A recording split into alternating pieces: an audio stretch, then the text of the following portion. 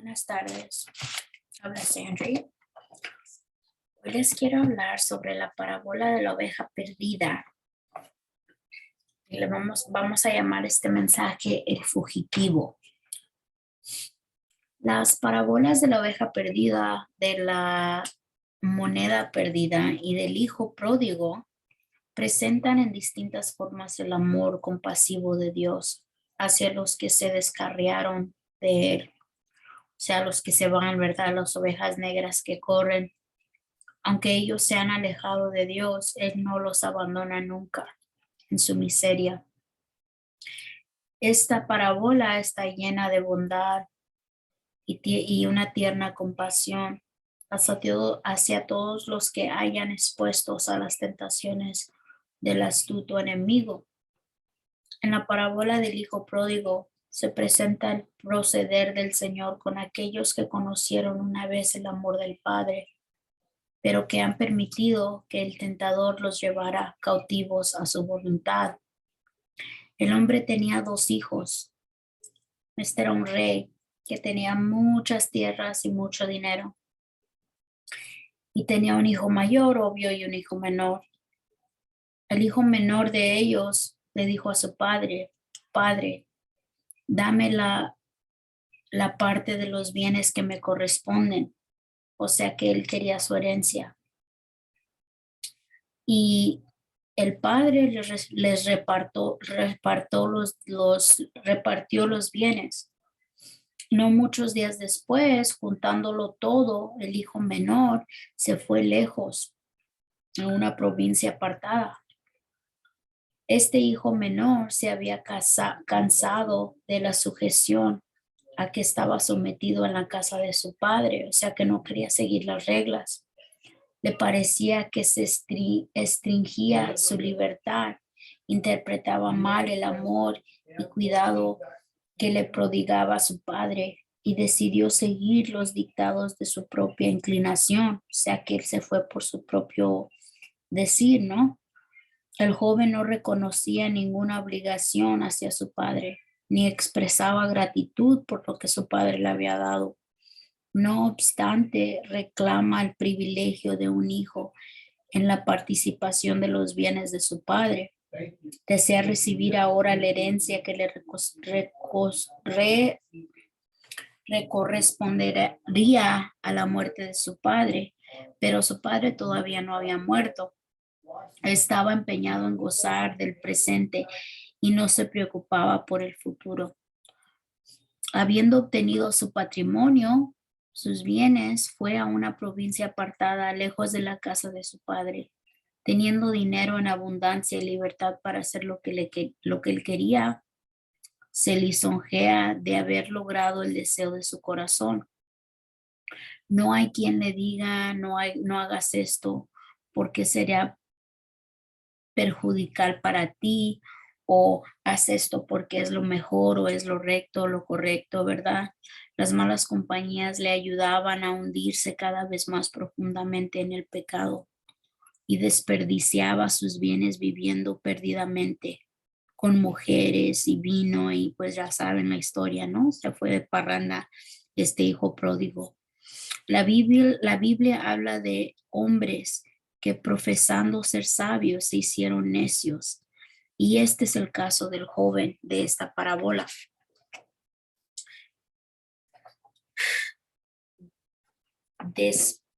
Despilfarra con rameras la riqueza que egoístamente reclamó de su padre. Malgasta el tesoro de su virilidad, los preciosos años de la vida, la fuerza del intelecto, las brillantes visiones de la juventud, las aspiraciones espirituales. Todos son consumidos en el altar de la concupiscencia. Sobreviene un gran hambre. Comienza a sentir necesidad este hijo pródigo y se llega a uno de los ciudadanos de aquel país, quien lo envía al campo a apacentar cerdos. Para un judío, esta era la más mezquina y degradante de las ocupaciones, o sea, cuidar de los puercos. El joven que se había jactado de su libertad y dándose la buena vida, ¿verdad? Allá en la calle de Parranda con mujeres y dinero y todo eso, ahora se encontraba un esclavo limpiándole a los cerdos. Estaba sometido al peor de los bullos, retenido con las cuerdas de su pecado. El esplendor y el brillo que lo ofuscaron había desaparecido y sintió el peso de su cadena. Sentado en el suelo de aquella tierra desolada y azotada por el hambre, sin otra compañía más que los cerdos, se resignaba a saciarse con los desperdicios con que se alimentaban las bestias. O sea, estaba comiendo de donde comían los puercos porque no tenía qué más comer. No conservaba la amistad de ninguno de los alegres compañeros que lo rodeaban en sus días de prosperidad y comían y bebían a costa suya. O sea, ¿dónde estaban sus amigos que en ese entonces le ayudaron a gastar todo el dinero, verdad? ¿Dónde estaban ahora esos amigos? ¿Dónde está ahora su gozo desenfrenado, tranquilizado con su conciencia, amodorrando su sensibilidad, se creyó feliz? Pero ahora, sin dinero, sufriendo de hambre, con su orgullo humillado, con su naturaleza moral empequeñecida, con su voluntad debilitada e indigna de confianza, con sus mejores sentimientos aparentemente muertos, es el más desventurado de los mortales hombres de la tierra. ¿Qué cuadro se presenta aquí de la condición del pecador?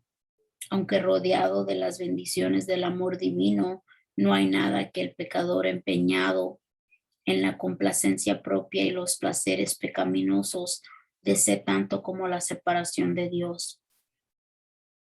A semejanza del hijo desagradecido, pretende que las cosas buenas de Dios le pertenecen por derecho. La recibe como una cosa natural sin expresar agradecimiento ni prestar ningún servicio de amor.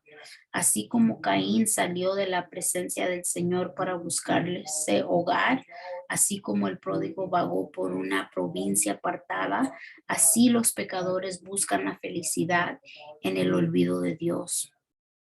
Cualquiera sea su apariencia, toda vida cuyo centro es el yo se malgasta. Quien quiera que intente vivir lejos de Dios está malgastando su sustancia, desperdiciando los años mejores de su vida, las facultades de la mente, el corazón y el alma, y labrando su propia bancarrota para la eternidad. El hombre que se separa de Dios para servirse a sí mismo es esclavo de Mamón. La gente que Dios creó para asociarse con los ángeles ha llegado a desgradarse en el servicio de lo terreno y bestial. Este es el fin al cual conduce el servicio del yo. Si habléis escogido una vida tal, sabed que estáis gastando dinero en aquello que no es pan y trabajando por lo que no satisface. Llegarán horas cuando os diréis: cuánta de vuestra degradación, solos en la provincia apartada, sentís vuestra miseria y en vuestra desesperación clamáis: miserable de mí, ¿quién me liberará de este cuerpo de muerte? Las palabras del profeta contienen la declaración de una verdad universal cuando dice: maldito el varón que confía en el hombre y pone carne por su brazo y su corazón se aparta de Jehová. Será como la retama en el desierto y no verá cuando viene el bien, sino que morirá en los sequedales en el desierto, en la tierra despoblada y deshabitada. Dios hace salir su sol sobre los malos y los buenos y hace llover sobre los justos y los injustos, pero los hombres poseen la facultad de privarse del sol y la lluvia. Así, mientras brilla el sol de justicia y las lluvias de gracia caen libremente para todos, podemos separarnos de Dios, morar en los sequedales en el desierto, El amor de Dios aún implora al que ha escogido separarse de él y pone en acción influencias para traerlo de vuelta a casa del Padre. El hijo pródigo volvió en sí en medio de su desgracia. Fue quebrantado el engañoso poder de Satanás había ejercido sobre él. Se dio cuenta de que su sufrimiento era la consecuencia de su propia necedad y dijo: ¿cuántos jornaleros en casa de mi padre tienen abundancia de pan y yo aquí perezco de hambre? Me levantaré e iré a mi padre. Desdichado como era, el pródigo halló esperanza en la convicción del amor de su padre. Fue ese amor el que lo atrajo hacia el hogar. Del mismo modo, la seguridad del amor de Dios constriñe al pecador a volverse a Dios. Su benignidad te guía al arrepentimiento. La misericordia y compasión de amor divino a manera de una cadena de oro rodea a cada alma en peligro. El Señor declara: con amor eterno te he amado, por tanto te prolongue misericordia. El Hijo se decide a confesar su culpa, ir al Padre diciendo: Padre, he pecado contra el cielo y contra ti, ya no soy digno de ser llamado tu hijo. Pero agrega, mostrando cuán mezquino es su concepto del amor de su padre: hazme como uno de tus jornaleros, dice el hijo pródigo. El joven se aparta de la piara y los desperdicios y se dirige a su hogar. Temblando de debilidad y desmayando de hambre, prosigue ansiosamente su camino. No tiene con qué ocultar sus harapos, pero su miseria ha vencido su orgullo y se apresura para pedir el lugar de un siervo donde una vez él era hijo. Poco se imaginaba el alegre e irreflexivo joven cuando salía de la casa de su padre, el dolor y la ansiedad que dejaba en el corazón de ese padre. Mientras bailaba y banqueteaba con todos sus turbulentos compañeros, como pensaba en la sombra que se había extendido sobre su casa, y cuando con pasos cansados y penosos toma el camino que lleva a su casa, no sabe que hay uno que espera su regreso. Sin embargo, cuando aún estaba lejos, su padre los distinguió. El amor percibe rápidamente. Ni un ni aun la degradación de los años de pecado puede ocultar al Hijo de los ojos de su Padre. Él fue motivado a misericordia y corrió y se echó sobre su cuello en el largo, estrecho y tierno abrazo. El Padre no había de permitir que ningún ojo despreciativo se burlara de la miseria de los harapos de su Hijo. Saca de sus propios hombros el amplio y rico manto y cubre la forma demacrada de su hijo. Y el joven solloza arrepentido, diciendo: Padre, he pecado contra el cielo y contra ti, y ya no soy digno de ser llamado tu hijo. El padre lo retiene junto a sí y lo lleva a la casa. No se le da oportunidad de pedir el lugar de un siervo. Es el hijo que será honrado con lo mejor que dispone la casa y a quien los siervos y siervas habrían de respetar y servir.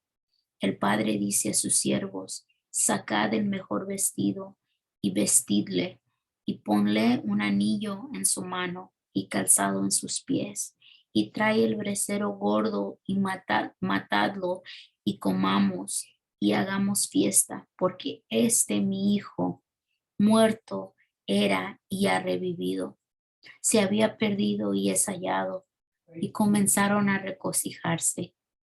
En su juventud inquieta, el hijo pródigo juzgaba a su padre austero y severo.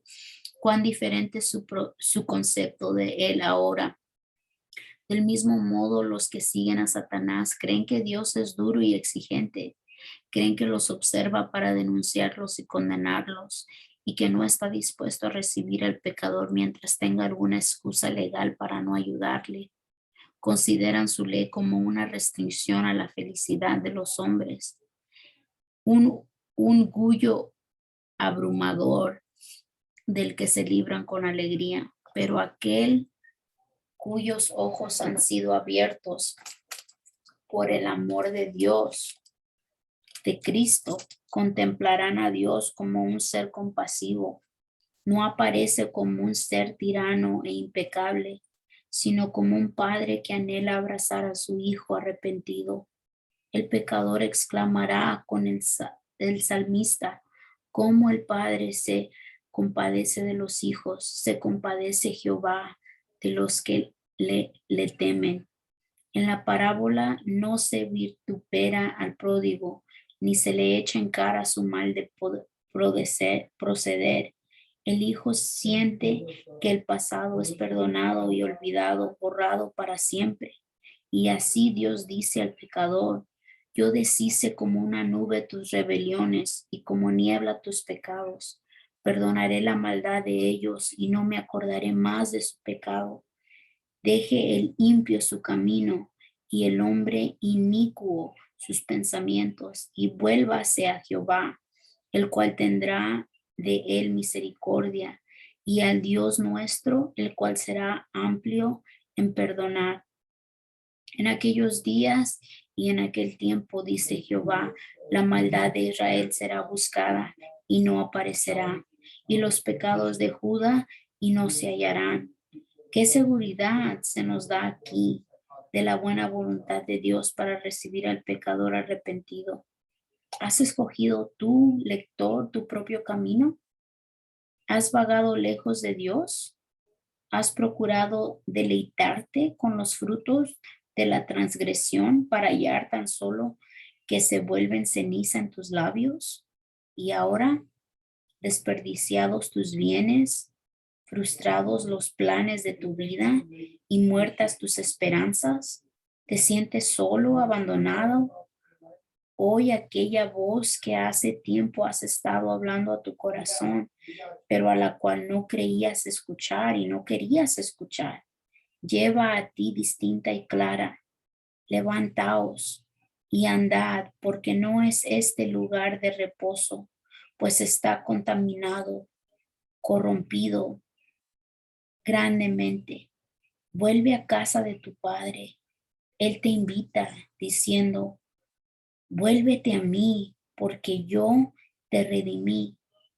No prestéis oído a la sugestión del enemigo de permanecer lejos de Cristo hasta que os hayáis hecho mejores, hasta que seáis suficiente bueno para ir a Dios. Si esperáis hasta entonces, nunca iréis. Cuando Satanás os señale vuestros vestidos sucios, repetid la promesa de Jesús.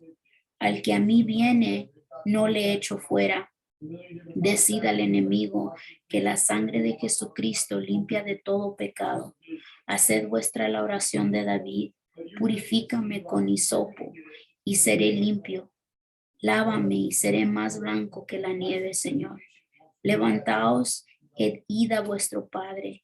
Desde una gran distancia, Él os saldrá al encuentro. Si dais arrepentidos un solo paso hacia Él, se apresurará a rodearlos con sus brazos de amor infinito.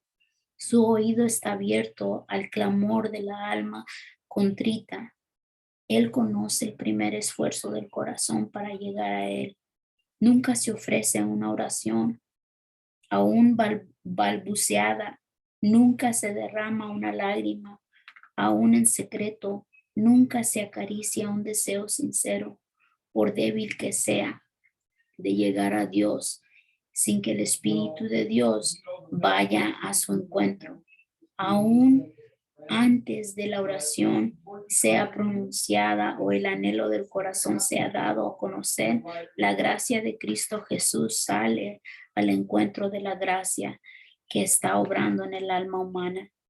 Vuestro Padre Celestial os quitará los vestidos manchados por el pecado. En la hermosa profecía simbólica de Zacarías, el sumo sacerdote Josué, que estaba delante del ángel del Señor vestido con vestimentas viles, representa al pecador. Y el Señor le dice, quítadle esas vestiduras viles. Y a él dijo, mira que te he quitado de ti tu pecado y te he hecho vestir de ropas de gala. Y pusieron una mitra limpia sobre su cabeza y le vistieron ropas. Precisamente así os vestirá Dios con vestiduras de salvación y os cubrirá con el manto de justicia.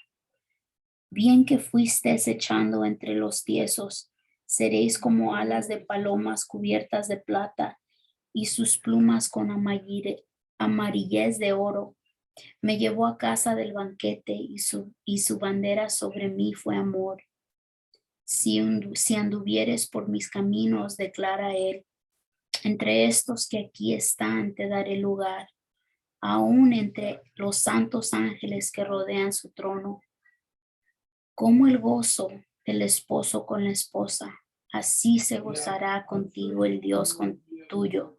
Él se gozará sobre ti con alegría, callará de amor, se regocijará sobre ti con cánticos, y el cielo y la tierra se unirán en el canto del regocijo del Padre, porque mi hijo muerto era y ha revivido, se había perdido y es hallado. Hasta esta altura en la parábola del Salvador no hay ninguna nota discordante que rompa la armonía de la escena del gozo. Pero ahora Cristo introduce otro elemento. Cuando el pródigo vino al hogar, su hijo mayor estaba en el campo. Y cuando vino y llegó cerca de la casa, oyó la música y las danzas. Y llamando a uno de los criados le preguntó qué era aquello. Y le dijo, tu hermano ha venido y tu padre ha hecho matar el becerro gordo por haberle recibido bueno y sano. Entonces el hermano grande se enojó y no quería entrar. Este hermano mayor no había compartido la ansiedad y los desvelos de su padre por el que estaba perdido. No participa, por lo tanto, del gozo del padre por el regreso del extraviado. Los cantos de regocijo no encienden ningunas alegrías en su corazón. Inquiere de uno de los siervos la razón de la fiesta y la respuesta excita sus celos. No irá a dar la bienvenida a su hermano perdido. Considera como un insulto a su persona el favor mostrado al pródigo. Cuando el padre sale a convenirlo, se revelan el orgullo y la malignidad de su naturaleza. Presenta su propia vida en la casa de su padre como una rutina de servicio no recompensada y coloca entonces en el mezquino contraste el favor manifestado al hijo recién llegado. Aclara el hecho de que su propio servicio ha sido el de un siervo más bien que de un hijo, cuando hubiera debido hallar gozo perdurable en la presencia de su padre. Su mente descansaba en el provecho que provendría de la vida prudente. Sus palabras revelan que por esto él se ha privado de los placeres del pecado. Ahora si este hermano ha de compartir los dones de su padre, el hijo mayor se consideraba agraviado. Envidia el favor mostrado a su hermano. Demuestra claramente que si él hubiese estado en lugar de su padre, no hubiera recibido al hermano pródigo, ni aún lo reconoce como a un hermano, sino que habla fríamente de él como tu hijo. No obstante, el padre arguye tiernamente con el hijo y le dice, tú siempre estás conmigo y todas mis cosas son tuyas. A través de todos estos años de la vida perdida de tu hermano, ¿no has tenido el privilegio de gozar de mi compañía? Todas las cosas que podrían contribuir a la felicidad de sus hijos estaban a su entera disposición. El hijo no necesitaba preocuparse de dones o recompensas. Todas mis cosas son tuyas, le decía el padre. Necesitas solamente creer en mi amor y tomar los dones que se te otorgan liberalmente. Un hijo se había ido por algún tiempo de la casa, no discernido el amor del padre, pero ahora ha vuelto y una corriente de gozo hace desaparecer todo pensamiento de desasosiego.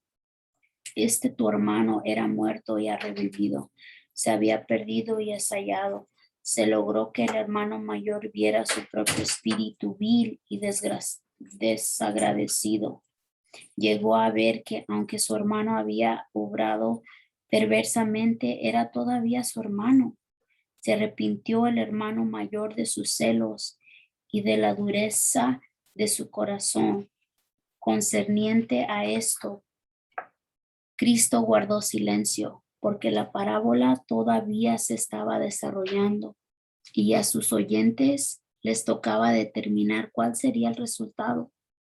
El hijo mayor representaba a los impenitentes judíos del tiempo de Cristo y también a los fariseos de todas las épocas que miran con desprecio a los que consideran como publicanos y pecadores, por cuanto ellos mismos no han ido a los grandes excesos del vicio, están llenos de justicia propia. Cristo hizo frente a esos hombres cavilosos en su propio terreno, como el hijo mayor de la parábola. Tenían privilegios especiales otorgados por Dios. Decían ser hijos en la casa de Dios, pero tenían el espíritu del mercenario. Trabajaban no por amor, sino por la esperanza de la recompensa. A su juicio, Dios era un patrón exigente. Veían que Cristo invitaba a los publicanos y pecadores a recibir libremente el don de su gracia, el don que los rabinos esperaban conseguir solo mediante obra laborosa y penitencia, y se ofendían. El regreso del pródigo que llenaba de gozo el corazón del Padre solamente los incitaba a los celos. La amonestación del padre de la parábola al hijo mayor era una tierna exhortación del cielo a los fariseos. Todas mis cosas son tuyas, no como pago, sino como don. Como el pródigo las podéis recibir solamente como la dádiva inmerecida del amor del Padre. La justicia propia no solamente induce a los hombres a tener un falso concepto de Dios, sino que también los hace fríos de corazón y criticones para con sus hermanos. El hijo mayor, en su egoísmo y celo, estaba listo para vigilar a su hermano, para criticar toda acción y acusarlo por la menor deficiencia. Estaba listo para descubrir cada error y agrandar todo mal acto. Así trataría de justificar su propio espíritu no perdonador. Muchos están haciendo lo mismo hoy en día. Cuando un alma soporta sus primeras luchas contra un diluvio de tentaciones, ellos permanecen a su lado, porfiados, tercos, quejándose, acusando, criticando. Pueden pretender ser hijos de Dios, pero están manifestando el espíritu de Satanás por su actitud hacia su hermano o su hermana. Estos acusadores se colocan donde Dios no puede darles la luz de su presencia.